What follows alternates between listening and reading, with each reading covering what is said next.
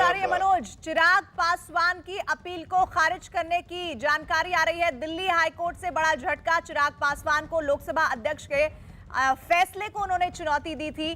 पशुपति पारस से जुड़ा हुआ यह पूरा मामला, चिराग पासवान की अर्जी को खारिज किया गया है।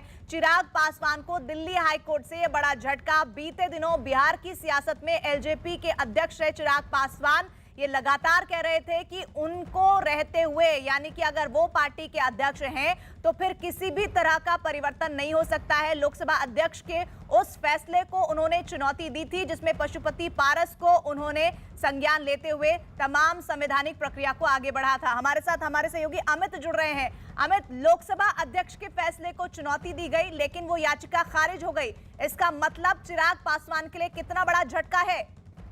देखिए, ये बहुत बड़ा झटका है दिल्ली हाई कोर्ट से चिराग पासवान को लेकर, क्योंकि जिस तरीके से चिराग पासवान ने याचिका दायर की थी दिल्ली हाई कोर्ट में और उसमें स्पीकर के फैसले को चुनौती दिया था, जिस तरीके से पशुपति को स्पीकर ने सदन नेता लोक जनशक्ति पार्टी की तरफ से चुन लिया था, उस फैसले को चुनौती दिया था यहाँ पर दिल्ली हाई कोर्ट में। और दिल्ली हाई कोर्ट में जब उनकी याचिका पर सुनवाई हो रही थी तो उसी दौरान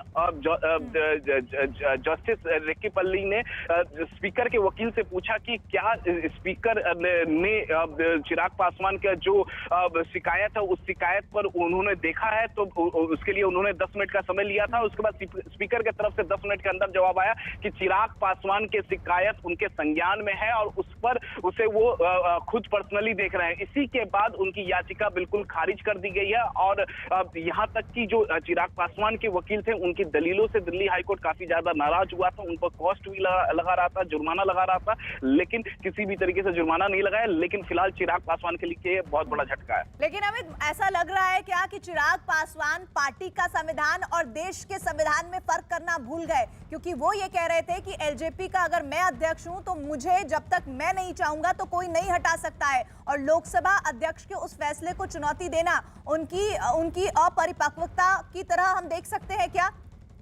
देखिए, जिस तरीके से दिल्ली हाईकोर्ट ने कहा है कि जब खुद लोकसभा के स्पीकर इस मामले को देख रहे हैं और खुद वो पर्सनली देख रहे हैं, तो पहले लोकसभा के स्पीकर इस मामले को देखे, और जब वो देख रहे हैं तो इसमें हाईकोर्ट किसी भी तरीके से आदेश नहीं दे सकता है। तो जाहिर तौर पे चिराग पासवान को जाकर अपनी बातें लोकसभा स्पीकर के सामने रखनी चाहिए था। हालांकि उन्होंने इस बारे में शिकायत दी है, लोकसभा स्पीकर उसको खुद संज्ञान में लिया। अभी तक लोकसभा स्पीकर ने कोई फैसला नहीं लिया था, लेकिन उससे पहले ही चिराग पासवान ने दिल्ली हाईकोर्ट का दरवाजा खटखटा दिया है।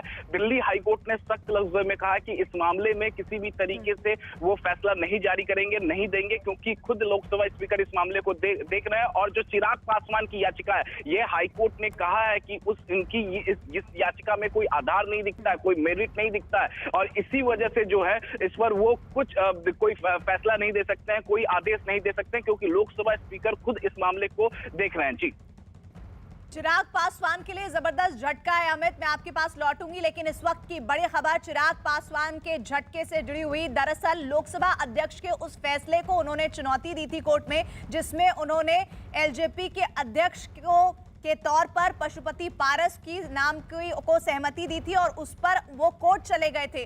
लेकिन सबसे बड़ी बात यह कि इस फैसले को लेकर हाई कोर्ट ने जो कहा है वो एक बड़ा झटका या एक बड़ा नुकसान है चिराग पासवान के लिए। और इससे भी बड़ी बात यह कि एलजेपी के अध्यक्ष के तौर पर पशुपति पारस अब वो चेहरा है।